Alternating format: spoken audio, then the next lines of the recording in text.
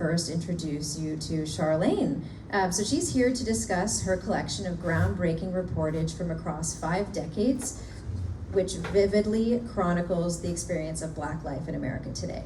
And she's an Emmy Award-winning and Peabody Award-winning journalist with more than 40 years in the industry. She's old. A lot of wisdom.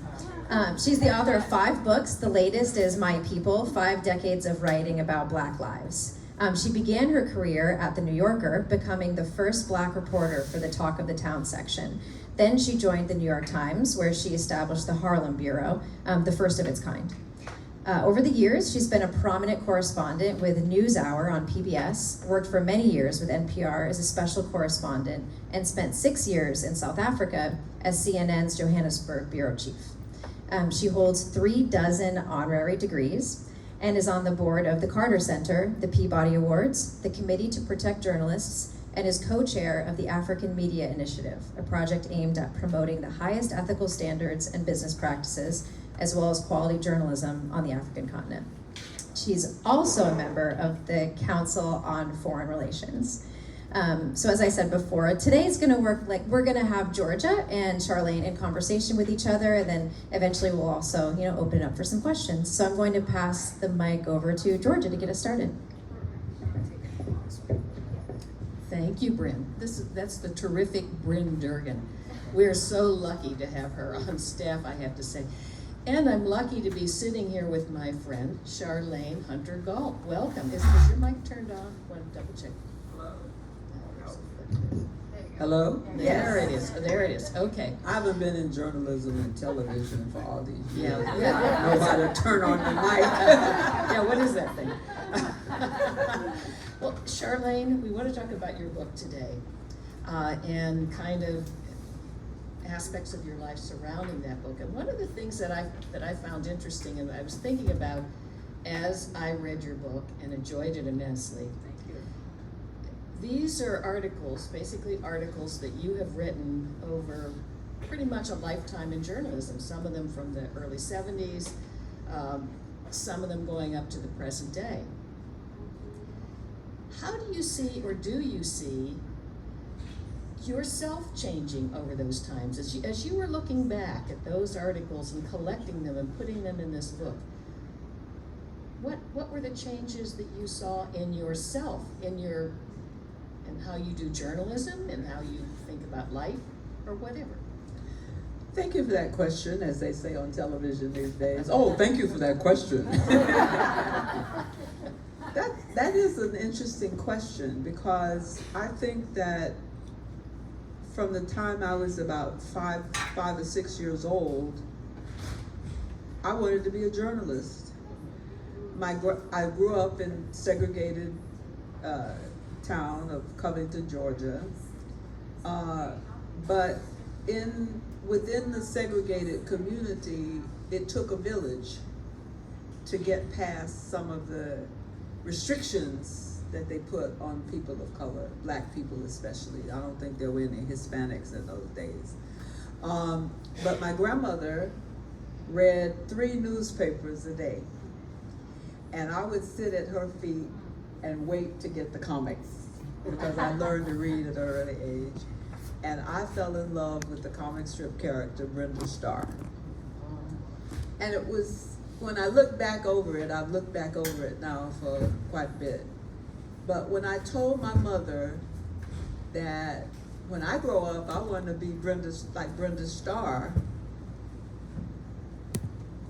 one possible reaction could have been, oh no, that's not what little Black girls do. Instead, my mother said very nonchalantly, because my brother is here and he'll affirm this, she's very nonchalant. She said, oh, if that's what you want to do. And that was the inspiration that I needed at 5 or 6 years old. So for the longest time, I had Brenda Starr in my head. But as I hope my book demonstrates, our people, Black people, but I'm gonna get to white people too, so don't wait, just wait. But it was the village that brought us up and helped us be whole, despite the fact that the society, that those who were in charge didn't want us to think of ourselves as first class. So at our school, our all-black school, they taught us Black history. And one of the people I learned about at our segregated school was Ida B. Wells. And Ida B. Wells, a young journalist, interviewed me the other day and asked me about journalism and activism. And I said, well, I don't consider myself an activist, but one of my heroes was Ida B. Wells, who was a journalist as well as an activist. And she went around helping people register to vote and various things as an activist, but she also wrote good stories. And so my answer, I guess, is that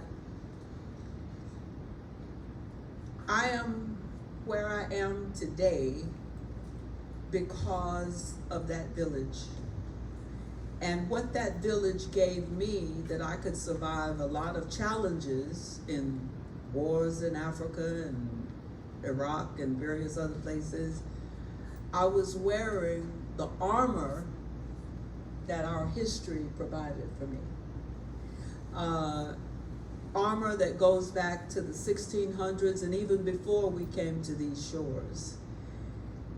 But they taught us how to be whole people without any prohibitions because of our color. So I don't remember what your question was, but I hope I answered it. But it was a great answer. But you know, you talk about putting on your armor. And what that reminds me is something in the book that I loved, where you talked about putting on an invisible tiara. And do you still wear that tiara? And Absolutely. When and how? And tell us about that tiara. Well, you know, it goes back to, now I'm starting to remember the question you asked me.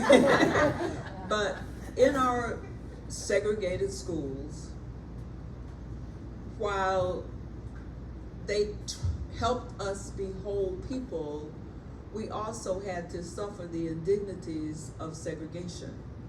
And one of those indignities in our elementary school, the Washington Street School, was that we used to get the hand-me-down textbooks from the white schools, often with pages missing. And yet, the teachers and the principal and everybody associated with the school, once a year, they would have a fundraiser to make up for some of the deficits created by segregation. And whichever family raised the most money, their child would be crowned king or queen. And this particular year, my father was in the military and serving in the war, so he was rarely home. And so it was mostly my mother and grandmother who brought us up. Now my brother's sitting there, and if he frowns, I know I didn't tell the truth, but I'm trying to tell the truth. He wasn't born so 8 years after that. But anyway, so this particular time, my mother and grandmother would go all over Covington, Georgia, especially to the hairdressers. There were quite a few black hairdressers, and they were all my uncle's girlfriends. They did not know each other. So my mother and grandmother would go to them to raise the money. And this particular night, they got ready to announce, and I had looked over, my mother and grandmother were over there, and they had these pure white lace starched handkerchiefs, and they would undo them and take out the nickels and quarters and stuff. And all of a sudden they said, and our winner this year is Charlayne Hunter, our new queen. Well, the prize was a bull of a watch. Now I said my father was an officer in the military, so my mother could afford a watch. So that was nice. But the crown, whew, I put that crown on, I wore it every day. to the extent that my classmates got so annoyed with me. Why don't you take that thing? No, I'm the queen. Well, anyway, they got on me so bad that at one point I took off, literally I took off the crown. But the notion, and my husband will probably affirm this, that I was a queen took up residence in my head.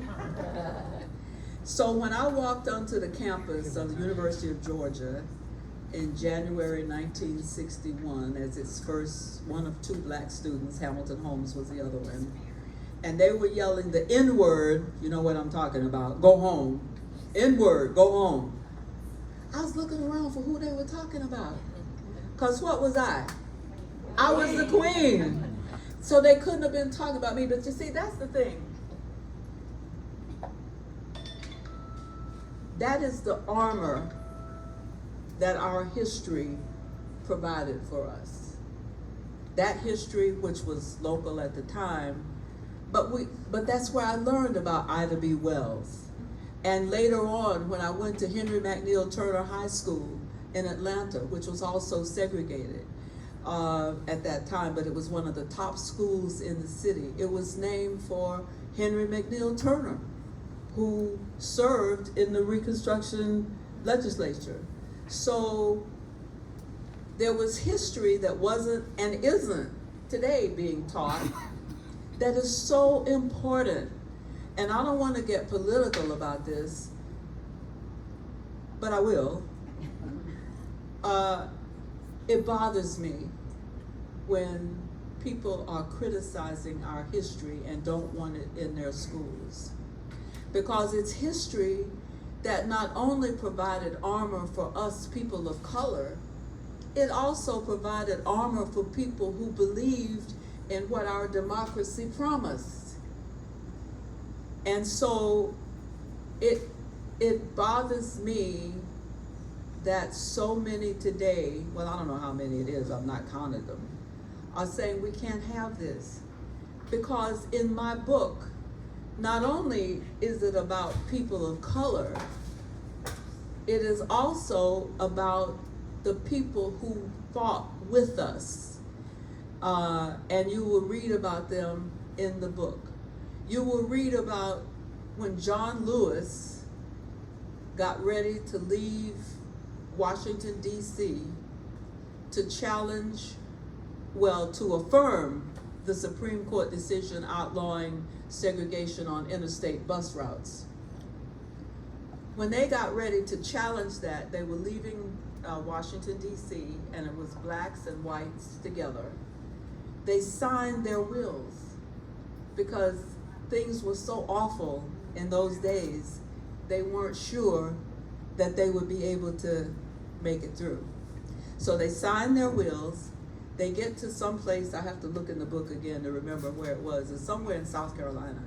So John starts to go into the front door of the bus station to the restaurant in the bus station. And some of the white boys who were hanging out, fooling around, said, no, you can't go in that door, you gotta go in the back. And John said, I'm here to test the law that is now desegregated, blah, blah, blah, blah. And they beat the living hell out of him. But who came to his rescue? 3 of the white boys who were on the bus, who had signed their wills, and they got the you-know-what bit out of them too. When you think about our country today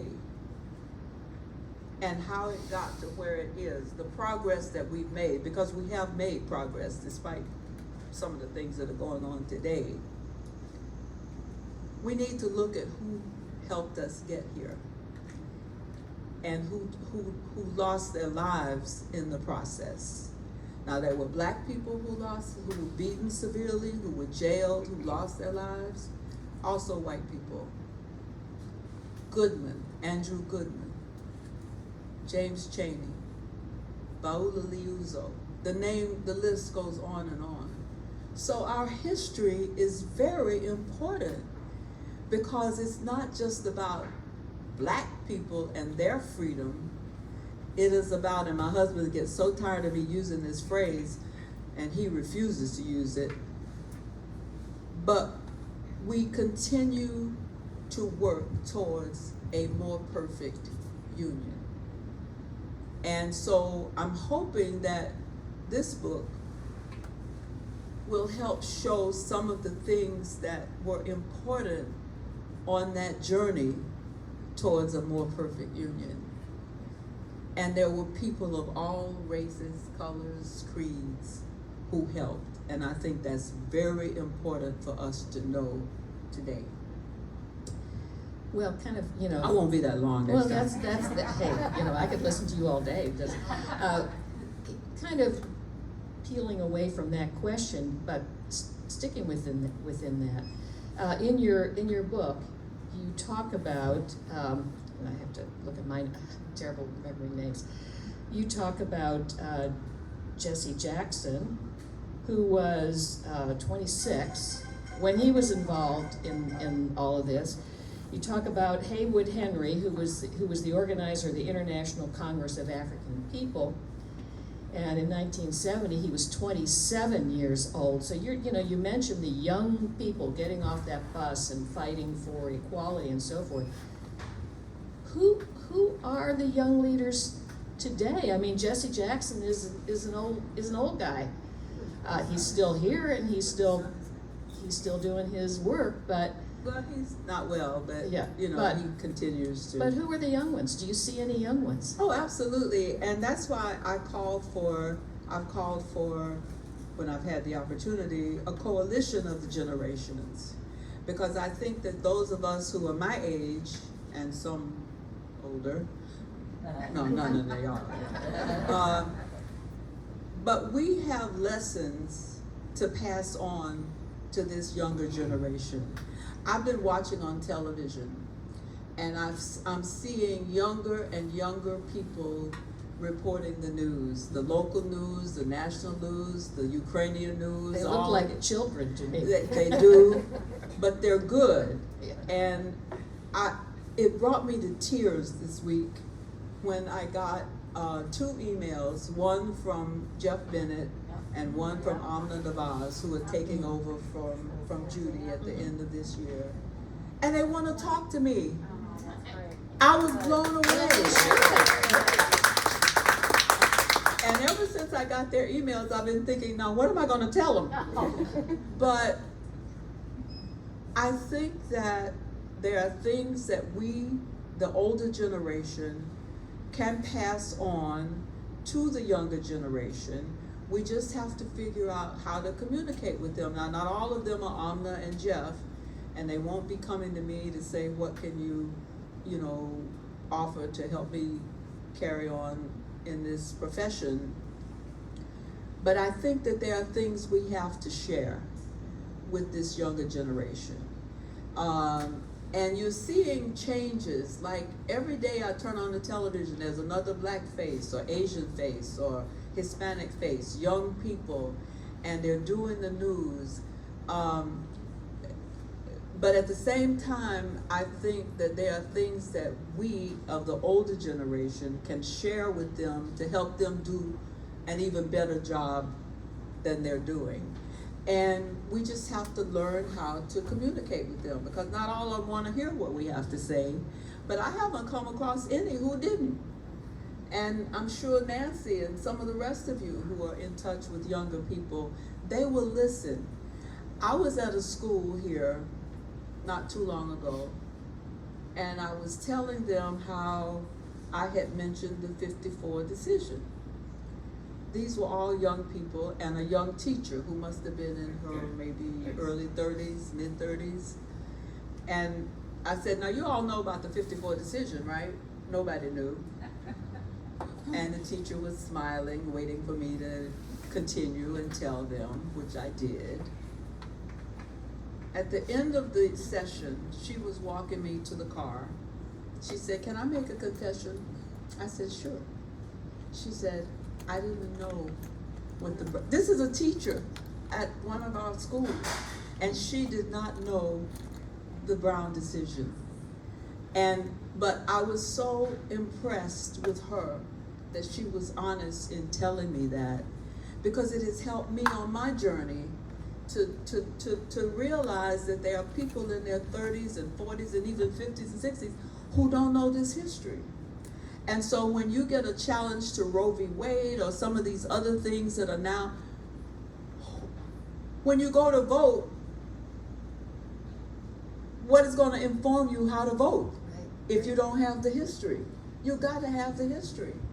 And so far, thankfully, nobody's come after me for things I've said about the importance of history and how people who are against teaching our history are wrong. Maybe they're listening to me. You think they might be? Well, you know, it's encouraging, I think, that Gen Z, I think they came out to vote. That they actually made it possible for us not to be drowned in red this time. But I wonder if they know the history, if they know what they're, because the schools they're very young people. The schools aren't doing their job. Yeah, but there's some other interesting things. Like a couple of people somewhere in Sarasota, I won't say where, saw me on Fox. And they said, oh, I was happy to see you on Fox News. I'm a Republican and da-da-da-da-da. Well, the thing about history is there were some good Republicans back in the day, way back when. And today, they're good Republicans. So, you can't just judge someone by whatever political party they're associated with, or as we've just seen in this last election. Well, I won't go into that. That's a whole nother story. But there are people who have looked at our history, and including Republicans and Democrats, who understand what a more perfect union means. And many of them are working at it, if only to go and vote. And so I'm very careful. I try to be very careful. This young journalist was interviewing me the other day, and I wanted to say, call me back when you have some time, because I need to help you know how to ask questions. Anyway, I won't say who it was or what station it was. But I want to talk to these younger people, because I think that there are things that I can share with them, and I can also use their energy to go forward. So one of the things I mentioned was that you're seeing a lot more diversity on television and in the media in general. However, you see them on television because they're the anchors and they're the reporters and stuff, but who's making the decisions? That level has not yet penetrated where it needs to penetrate. And so I think it's important, the progress that we're making in terms of bringing Gen Z and the younger people along and having them report our news and learn again. Because like Jim Lehrer used to say, you give people good information and they will do the right thing. And I think that's absolutely the case. So what is good information and how do you get it done? And so I think that part of it is having this younger generation that is more diverse when you see them on television or you see them in the newspapers or magazines. But I haven't done a significant study, although I hope to eventually because I keep talking about it. The decision makers, who are they? And what color are they? And what is their history? I don't care if they're white or brown or black or whatever, but I want to know their history. Because I think that if we are going to do as Jim Lehrer suggested, give people good information so they can make the right decisions. Or as Edward R. Murrow once said about television years ago, but it's still true today, this instrument can teach, it can illuminate, it can inspire, but it can only do so to the extent that human beings are willing to use it to those ends. Otherwise, it becomes merely lights and wires in a box. So to keep it from being merely lights and wires in a box, not only do you need diversity on the screen, but you need diversity in terms of those who are making the decisions about what goes on the screen. And that's that. Okay. A crowning question. Crowning. A I got my crowning. crown on. If I y'all don't know, see it, get your but I'm tiara wearing on. it. You need it. With this question, you're gonna need it. In the foreword to your book, I'm terrible with names, Nicole Hanna, who is the author of the 1619 Project, declared that you are an icon. Can you talk about how it feels and what does that mean, that you're an icon? And do you like being an icon?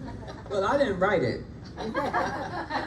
Nicole, can you get on the phone and tell Georgia what you meant by that? No, that was one of the most, I was so surprised at her fulsome introduction. It's just tear-jerking. It's so wonderful. Great.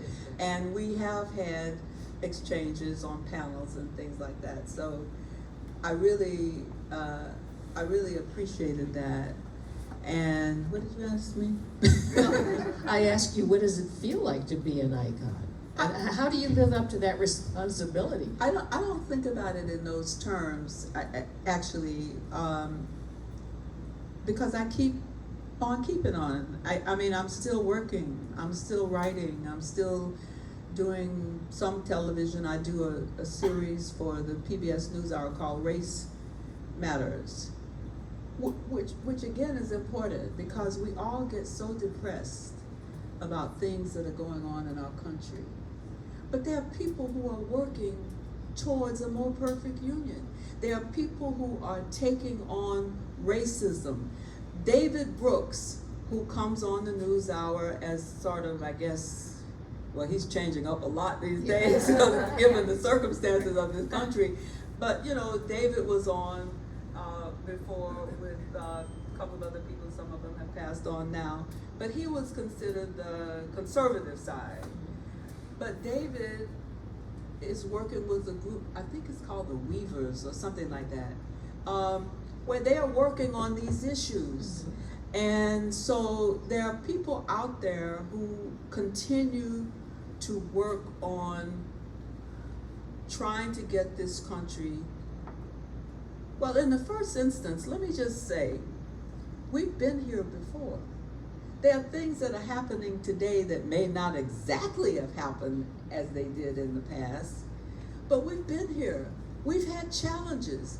We've had all kinds of horrific things to happen to people of color and people who supported them, and we got past it. We got over it. And so it's a matter of working towards a more perfect union and understanding what our Constitution promises and how we, regardless of what position we hold in society, whether it's as a professional or a housewife or a bookstore owner or a partner or whatever, everybody has a role to play. But the history is going to help us understand what that role is and how we can play it. Because nothing has changed that much. We still have laws. We still have laws that need to be explained to our younger people, our younger generation, although some of them know those laws.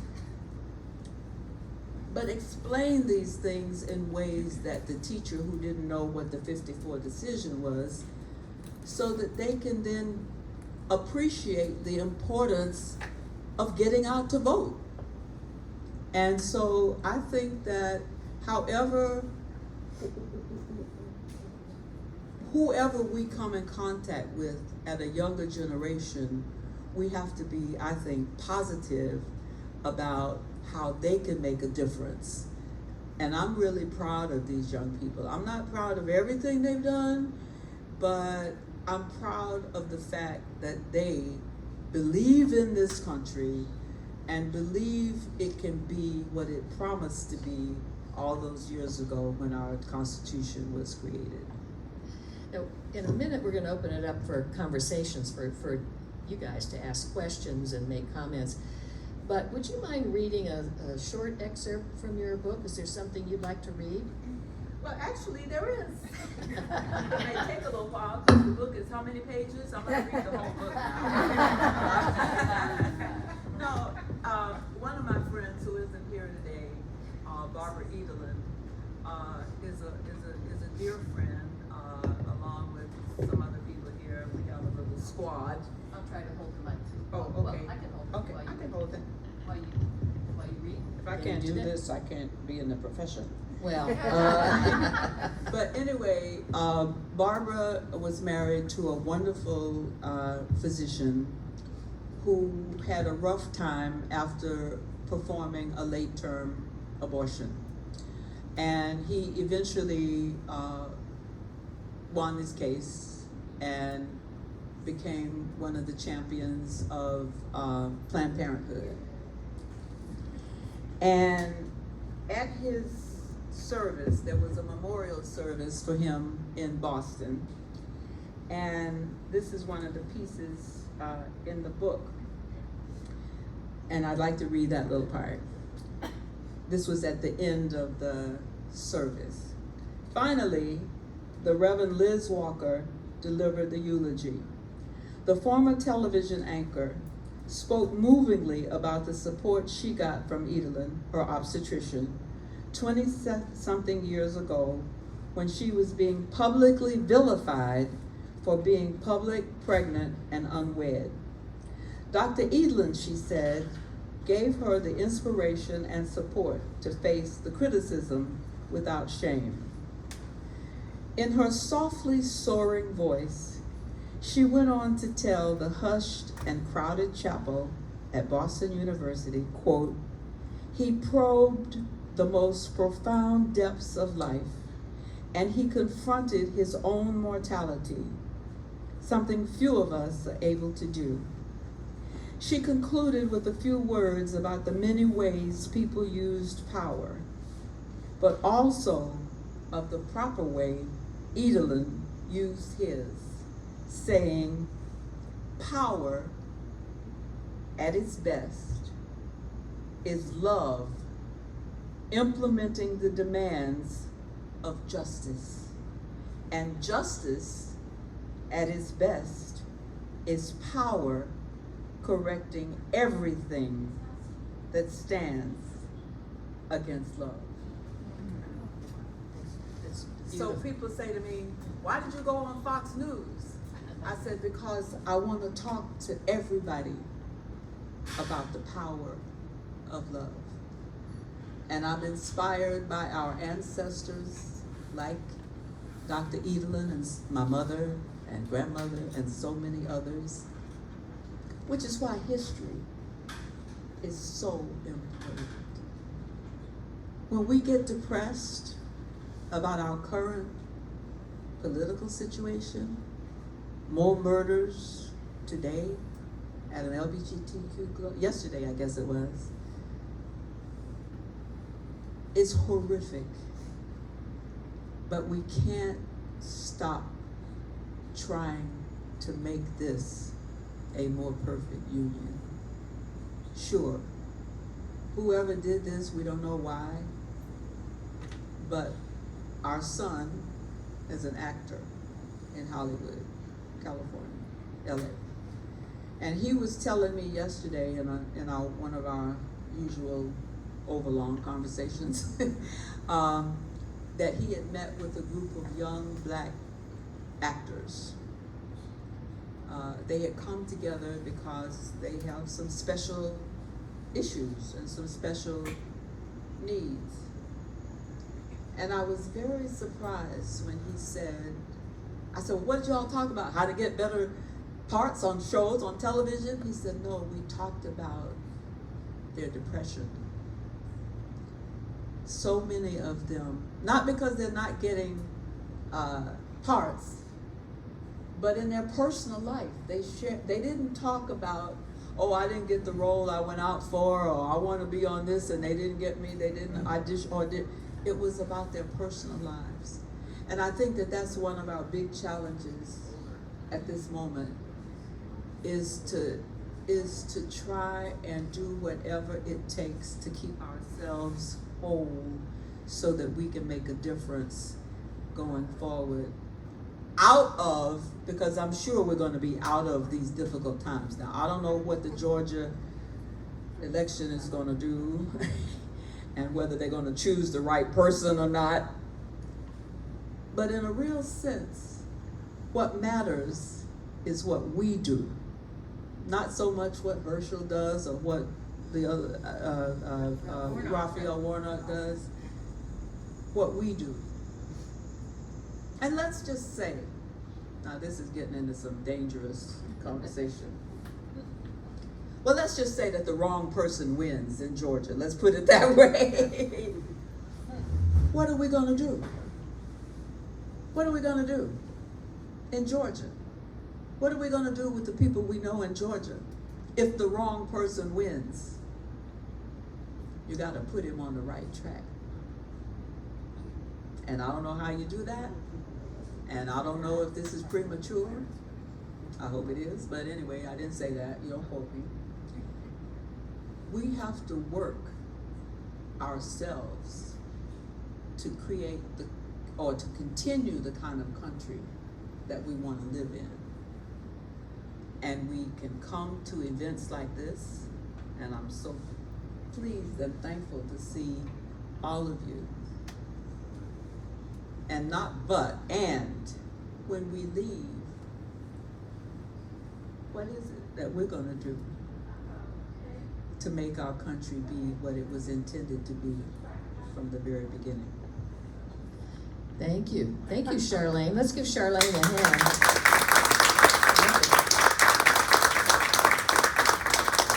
Okay. What would somebody in the audience like to, and please identify yourself as well. Absolutely. My name is Pam McCormick, I also work full-time. If you stand up, I think can. okay, there you go. Don't be embarrassed because you look cute. I am not embarrassed. So, my name is Pam McCormick, and I grew up in Sarasota. Recently moved back because of work from anywhere, which is perfect. And I'm here because I took my time off today, but I wonder at times if everybody, if you are looking for a more cross-sectional group, that at evenings or the weekends can also be great times. So anyway, just talking about what audiences we address. But you mentioned the quote about, write it down, from Jim Lehrer, you give people good information so they can make good decisions. And I was also thinking, there are so many people today that may be hearing bad information and making bad decisions. So how do you break through that? How do you make sure that you're reaching people maybe that otherwise aren't being met, to be able to infuse real history? Right. Right. Thank you. Thank you for the question. It's a challenging question, not least because one of the things that we all need to work on, especially people with a little money, is our local newspapers, because they're going out of business all over the country. I've talked to journalists I was at the Miami Book Fair last week, and one of the young men there came up to me. He's now working on just a sheet where he's reporting things, but he has no job anymore because these local newspapers have no support anymore. They don't have any money, and that's a very important thing for us in a community like this to look at. Now, I read the local newspapers here. Well, let's not even go there. But that's critical, because Twitter ain't gonna do it. And you see what's going on with Twitter right now anyway. But the point is that we need to be able to communicate locally as well as nationally and internationally. Now, we get the Sarasota Tribune, we get the Times, we get the Observer, we get the one from Newtown and all of that. But we need local newspapers that are going to deal with whatever issues we in the community are facing. And so I want to encourage everybody here to support whatever local papers might come about, because they may not exist at this point. I don't know. I wonder, Charlayne, though, if I think the answer may be for newspaper, because I'm a journalist by training. That's what I did. You ask good questions. Well, that's what I did for a long time. But as I look at newspapers like The Guardian in Great Britain, that does such a great job, and they are nonprofit. People donate to them so they can keep going. Just like PBS, NPR. My personal opinion is, I think this is the way that newspapers need to go in this country, and how do we get this going so that there are nonprofits running our newspapers with the same sort of, I think, even-handedness. As I listen to NPR in the mornings when I'm getting ready, and they feel so even-handed to me in their coverage. And as long as you're going to rely upon, and I've been in the newspaper business too, ads to pay to put out that newspaper, the ads are going online, they're going somewhere else. So you have to have, I think, nonprofits. So if anybody in this audience has just a pile of money you're sitting on and you're thinking about donating it to somebody, start a fabulous newspaper or support a local newspaper with philanthropy, because we need coverage. We need those reporters paid for. And if you look at the Herald Tribune over the last many years, they've dropped reporting for certainly the person who used to cover books and so forth is gone. They've cut the staff, cut. The staff, there's almost nothing left. But I think, I'm sorry I have a soapbox about this. No, I like the soapbox. And I think that this is the real answer, and somehow we need to get there, but I don't have that. So anyway, Yeah, sorry let me about just that. add to Yeah, that, yeah. because as you know from my book, if you've seen it, I worked for the New York Times for a number of years. And I asked my editor the other day, I said, is the Times going to review my book? And I said, because I've been criticizing the paper now ever since my piece came out. So I don't know if that, knocked me out of getting reviewed in the New York Times. But here's the thing about the Times. When I worked there, you had to, if you had a big story, it still wasn't more than 750 words. And you had to say in the first and second paragraph what it was about.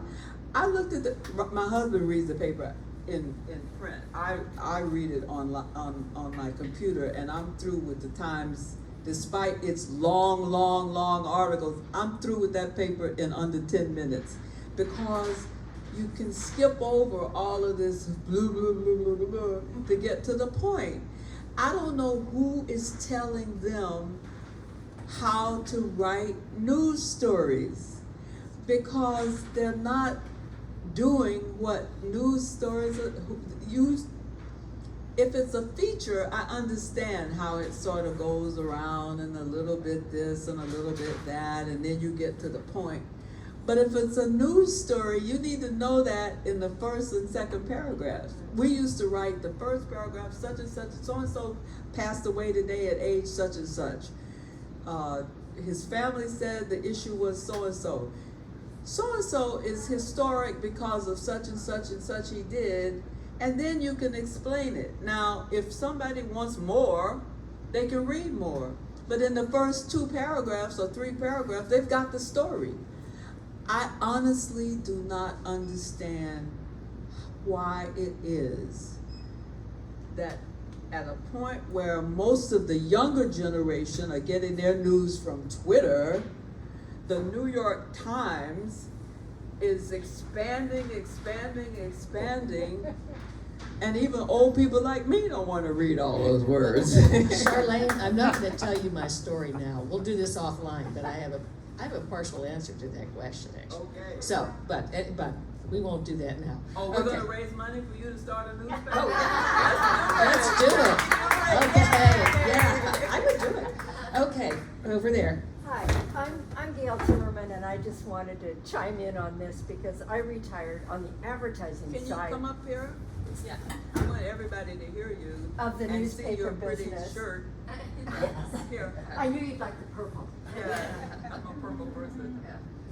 Oh, I just was saying that I was retired on the advertising side of the newspapers, so I can understand the crisis that newspapers are in, and we saw it a long time ago with online eating up the classified ads first. But one of the things that I wanted to say is we have to be really careful when we talk about newspapers, because we all think print.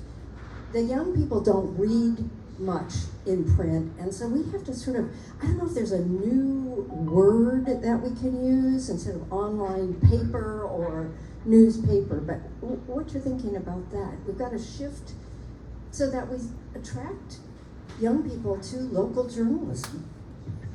You know, I think though that Charlayne, I mean, I read the newspaper online, and you're absolutely correct.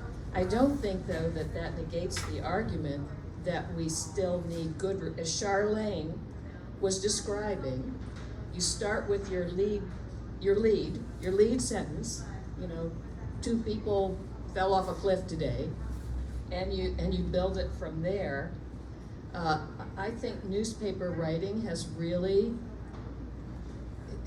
gotten into what we used to call creative nonfiction. I mean, seriously. I mean, it's nonfiction, it's quote unquote the news, but it's written so that we're supposed to get a great deal of pleasure out of reading a story, a short story, rather than just the news. But I have strong feelings about it, so you go on. I don't want to dominate this conversation. No. I have strong feelings about it too. And I think, again, this is where it's important what we teach our young people in our schools, how they can get good information about their lives and the lives of those around them. Our teachers can, in fact, inspire our young people to get better information, because what they need to know, and I haven't figured out how to tell them this yet, although I do every time I have an event like this, you cannot be informed by Twitter. You might be able to get a headline and that might send you somewhere, but I've looked at it and it's often wrong. That's the other thing. Ron? Yeah. Oh, I'm sorry. But that's my husband, so. That's all right. You can have a mic. But I feel very strongly about this issue. It's a very personal issue. Some people read the news because they want hard news, right? They want to know the who, the what, the when, the why. Other people read the news because they want to read a feature piece. And I think what has come full-blown here is a collision of those two interests. And those of you who are concerned about just reading the news, just the news, have to make a case for that. Because many people, I'm one of them, I like to read the whole story. And where better to read the whole story in this wonderful community of Sarasota, where people want to know the whole story. Now there are other issues that clearly are addressed by hard news coverage. And I think that's the case that you have to make. I mean, as a quiet observer for the most part, I seldom speak of these things, it's not my forum. You need to make that case. Thank you. Well, the point is that there are not a lot of people who have the time that you have.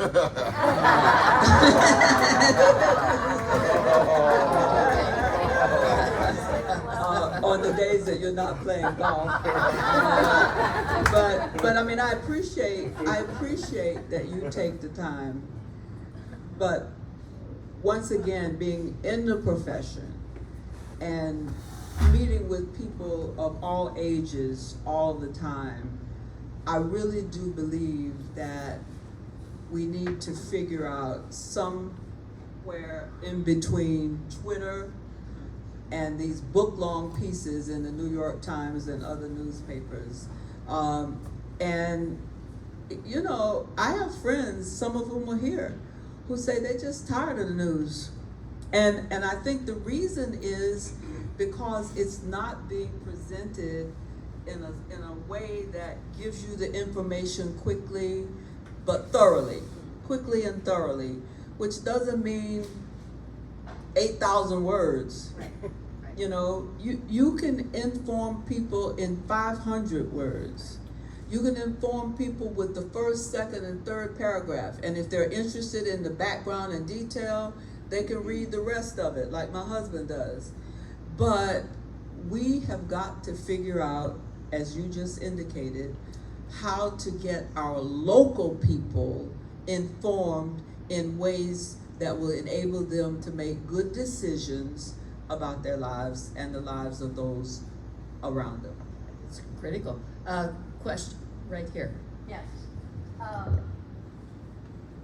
We used to listen to you on. I don't think it'll stretch that far. Yes, it Will it? Okay. Almost.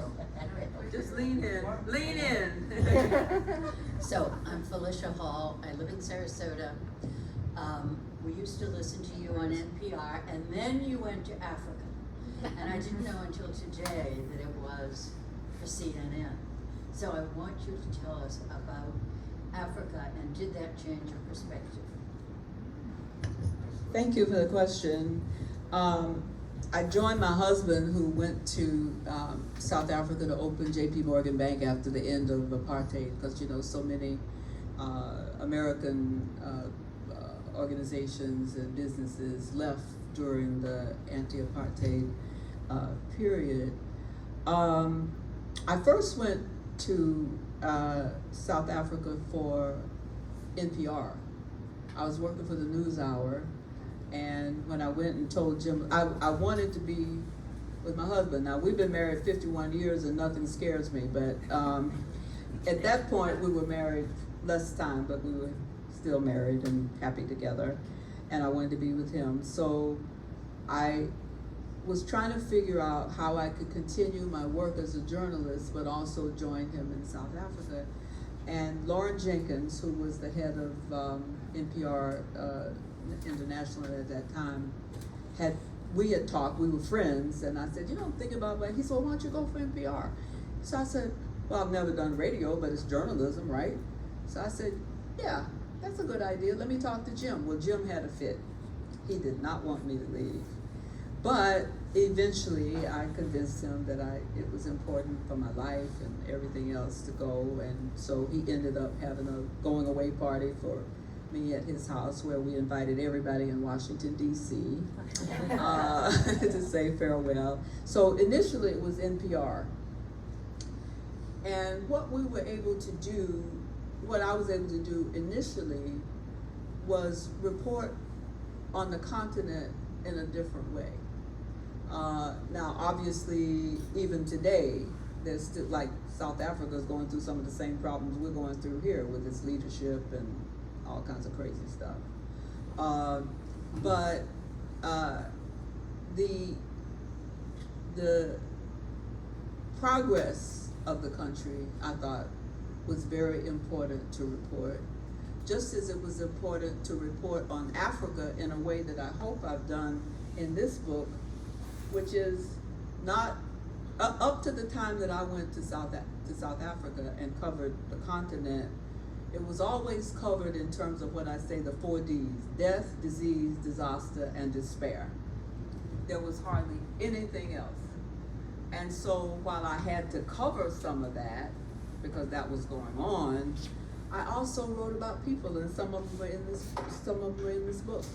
And it's the same thing here, which is what I've tried to do with the book, which is to talk about people of color, and there are other people in here too, as I indicated earlier, in ways that is not death, disease, disaster, and despair. It's them in all of their totality, in all of their total humanness.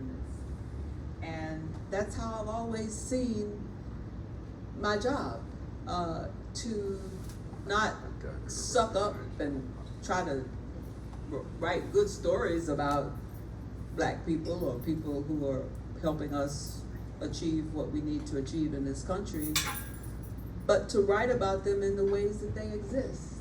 Not as Muhammad Ali, who always, people like that got the coverage, or people who had done some extraordinary thing, but people like Louis Michaud, who I wrote about for the New Yorker, who had one of the largest collections by and about Black people in the country, in Harlem. And people from everywhere, Black, white, all kinds of writers, people just interested in history, would come there to Louis Michaud's bookstore to go through his books and things. And I thought that was very important to write about. It was nobody knew about it. Now, he did have some moments, and I included those. Like, he was about this tall, and he was very, he was up and down and all around, and he liked to speak in couplets. And one of his couplets was, "The white man's dream of being supreme has turned to sour cream." But he said it in front of an audience of all kinds of people, and they loved it. It depends on how you present to people what it is you're presenting that determines how they respond. And here was a guy who had this amazing bookstore that everybody came to for history of Black people, and they just enjoyed him. And the same was true of 125th Street and 7th, where they had a ladder going back to Marcus Garvey. Now, none of you in this room are old enough to remember Marcus Garvey, but if you've studied history, you know who Marcus Garvey was. And Marcus Garvey used to use a ladder on that corner to encourage people to go back to Africa. Then Malcolm X was on that corner. And so many other people who were being very positive about their own people. And so I wrote about that. And eventually I convinced the editor of the New York Times to let me open a bureau in Harlem. None had ever existed like that in a Black community in the country. And there was a wonderful lawyer who had a great office, and he let me have one of the little rooms. But it was a small room, but I could look out the window, and to the right I could see the Apollo Theater, which was a great historical place. And I could see the corner, and I could see all kinds of things going on around Harlem. And I took my editor up there when I was trying to convince him to let me open the bureau up there. And we were walking down the street, and these young brothers were coming towards us, and they were, sort of, and he had never been in Harlem, so he kind of got a little closer to me than he had been. And I said, "It's okay." And the boys kept coming forward. And I just walked up to him and I said, "Hey guys, I'd like you to meet somebody. This is the editor of the New York Times." And they said, "What the?" Anyway, they said that. That was that.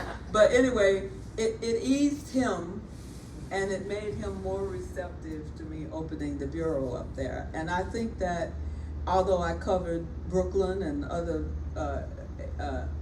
areas of New York City, it was something that the perspective had never been in the paper. I mean, there wasn't that some reporters hadn't done good stories about Black people from time to time, but not in a concentrated way. And that's what we did with the Harlem Bureau. And that sort of launched me in a way. Well, I had done it the reason I got so many pieces in the New Yorker was I was the only Black reporter in Talk of the Town. And I looked around at what everybody else was writing about, and nobody was writing about Harlem. And that's how I got in the magazine almost every week, doing something that nobody else was doing. So it was an opportunistic thing, but it was also important to have these voices in a magazine like the New Yorker. And I'm so grateful to William Shawn, who was the late, great editor of the magazine, because he, the first piece I did was the second piece I did was a short story about Harlem. It was called The 115th Between Lenox and Fifth, and I think that's in the book. And I showed it to Calvin Trillin, who had covered me when I desegregated University of Georgia.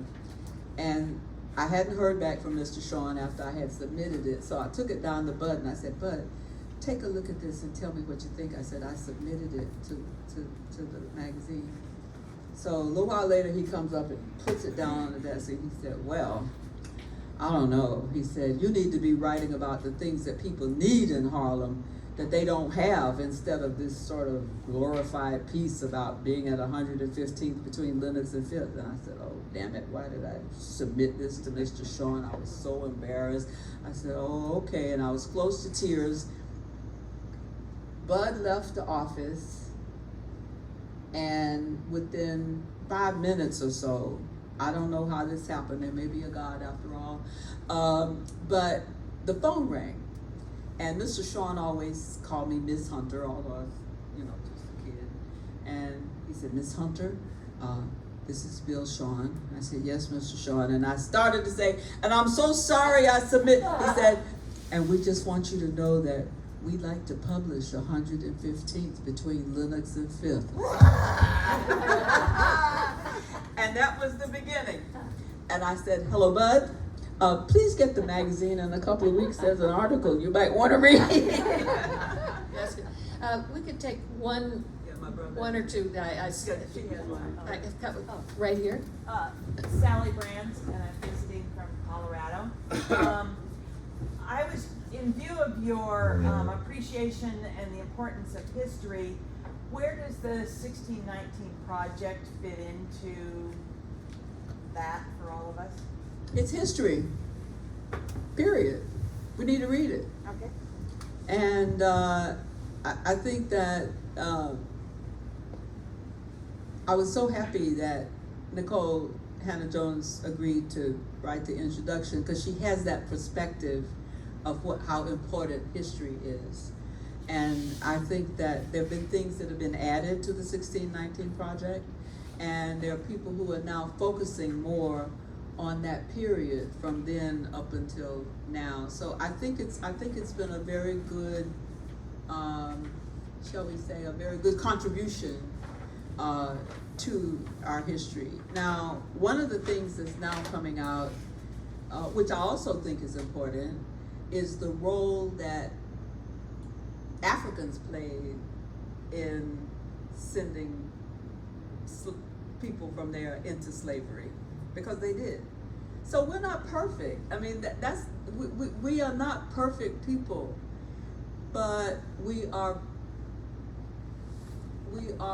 more than how we've been portrayed. So we've got to do all of it. You can't, if somebody does something terrible, you can't say, well, I'm not going to write that because that's a black person and that's going to put bad on us. You got to write that, but you got to put it in context. Just like, did I read today, some prisoner was just released after, 25 years or something? Did anybody else read that piece? Who was innocent, And so it's all about knowing the history and trying to be as truthful as possible, because everything is not positive, as you well know. But you put it in context. Now, not all bad stuff is going to have a context for why it was bad, but then you will have done other stuff that will make a difference, instead of everything being about some black guy who robbed a bank or who shot some people at a football game or what. It's got to be balanced. We're not perfect. None of us is perfect. But we have to put it in context. That's our job. Put things like that in context. No, we need to wrap up, and I know your brother was putting his hand up before. Charles Shepard Henry Hunter III. And I've been in love with her for 72 years. And it will never end. there's one part, you know, this is about the book, but it's also about your life, and I've heard a lot of your life. There's one part of your life that I've never heard you talk about that's always on my mind, but I want to know your feelings when you were denied the ability to participate in the student movement in the sit-ins, and why? Well, I wasn't exactly denied. By the way, he gets so tired of me telling this story, but I heard him being born in the next room. We lived in a segregated town, and there was nowhere for a black child to be born in a hospital. So he's born next door to my bedroom, and I heard my mother screaming and screaming. See, you asked the question, so and I couldn't figure out what was going on. And then all of a sudden the noise stopped. My mother stopped screaming. And I'm 8 years old, and I'm saying, what is going on in there? And then all of a sudden this woman walks in, and she's got this towel in her hand. And I said, wow, what's going on with this? And she comes over, and she puts the towel on my chest. It's him! So I didn't know what was your question? It was about the reasoning behind your not participating. Oh, in no. the lunch I understand. No. When I went to UGA, it was for legitimate reasons. It wasn't to desegregate, although that happened, or to make history, that happened. But both Hamilton Holmes, who wanted to be a doctor, and I saw this as an opportunity to study, to realize our dreams. He wanted to be a doctor, his grandfather was a doctor, I wanted to be a journalist. And so when I got to UGA, I had a few friends, not that many, but a few. But when I went to work tried to work on the student newspaper, because Athens, Georgia was still segregated, and the stories that the students were covering included Athens, they didn't want me to, they didn't want to send me because it was still segregated. So what I did in the end was the student movement was alive and well in Atlanta, and I used to go home every weekend and go to the basement of Carl Holman, who was one of the people who initially got Hamilton and me interested in going to UGA. Well, actually it was Georgia State, but Hamilton and I were so well educated that we looked at the curriculum at Georgia State and said, this is not going to prepare us for what we want to do. And then I have to give Hamilton credit. We were competitors, and I always like to stay at least beside him and sometimes a step ahead of him. But he went out on the porch and he said, I want to go there, and pointed north. And that was University of Georgia. I wasn't going to let him get ahead of me. So I said, yeah, me too. So Hamp was he used to set the curve higher than anybody else ever. All these were country boys and girls from South Georgia, and when they took a test, they'd get a 50 or a 60, and that would be the A. Hamp would do 89, 90, 95, often 100. They hated him not only because he was black, but because he was also setting the curve so high that they couldn't, keep up. So the Atlanta student movement had just started. They were testing segregation, trying to rid it in Atlanta. And I would go, the black newspaper was limited in what it could do because it had white subscribers. And the white subscribers, supporters, did not want them covering the movement. So Carl Holman and Julian Bond started this newspaper, the Atlanta Inquirer, in the basement of Carl's house. And I would come home on Fridays. I would drop my suitcase at my house and go straight to Mr. Holman's basement. And the kids would demonstrate, get arrested, be bailed out all within a few hours, and come to Carl's basement to tell their stories. And I would write the stories. And then there came a time when I said, I want to get out of this basement. And so I started going into town and covering the students and what they were doing. And then I expanded because segregation was affecting everything in the city, including the public hospital. So I went to the public hospital one Saturday night when everybody had been out brawling and carrying on, and there were so many bodies lined up and down. They couldn't even get them all in the rooms. They had them in the hallways. And there was one lying there, and there was an intern, or maybe he was a doctor, I don't remember. But I said, so what happened to him? He said, oh, he got shot in the head. I said, he got shot in the head? Really? He said, yeah, and he took his scalpel and he stuck it through this guy's skull. And I think that was one of the things that prepared me to cover wars in Africa and other places, because it was a moment, but I managed to write about it. And then one day, the black school was overcrowded, and there was a white school a couple of blocks down the street that was undercrowded,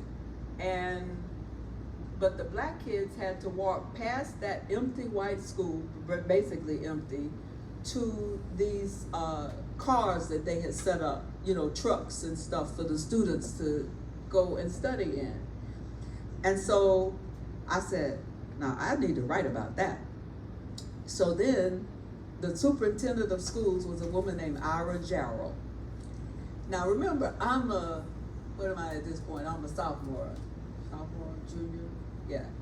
So I hadn't been out there that long, but I'm an aspiring journalist, so I called Dr. Ira Jarrell's office, and I said, this is Charlayne Hunter, and I'd like to speak to Dr. Jarrell about the situation with Howard High School.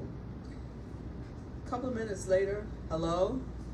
Yes, I'm waiting for Dr. Jarrell. This is Dr. Jarrell. I had arrived. I had arrived. And she talked to me with respect and with good information. And I wrote the story. And that was sort of the beginning of me not being at all intimidated by whoever it was that I needed to talk to. And she was very good. Actually, she was good. I don't remember now what she said. I don't know if the piece is in the book or not. But eventually, there's a school in Atlanta now named for Hamilton Holmes. And there's a building at the University of Georgia named the Holmes Hunter Building. I would like for it to have been the Hunter Holmes Building, but it's okay, Ham. You can keep blessing me. Now here's something. What we often don't realize, and I think this may be true of these young people today, is the challenges that they face and the impact it often has on them. Going back to Hamilton, again, in journalism class, I had friends. His son confirmed for me that he never made a single friend the entire time he was at UGA. He was a football player. He was captain of our football team at Henry McNeil Turner. And so he was a captain and quarterback, and he wanted to play for UGA. And the officials told him that no, he couldn't do it, because either his teammates would hurt him, or we were the first school to desegregate in the South. And so if the Bulldogs played any other Southern team, they would have been all white as well. And they told him either your teammates will try to hurt you, or some of those in these other teams would. So he was not allowed to play. All of that just went deep into his head. And although in time, over the years, Hamilton reconciled with Georgia,